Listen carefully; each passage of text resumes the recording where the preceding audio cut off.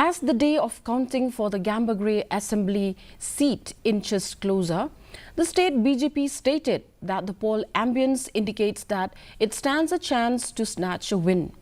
Recalling his campaigning for the by-poll, said Cabinet Minister and senior BJP legislator A.L. Heng said the people were very eager and enthusiastic to listen to us, and so the BJP stands a chance to win this election.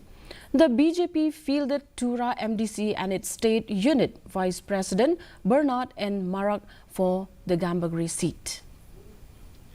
Potentiality of the constituency and also the winnability of the perspective.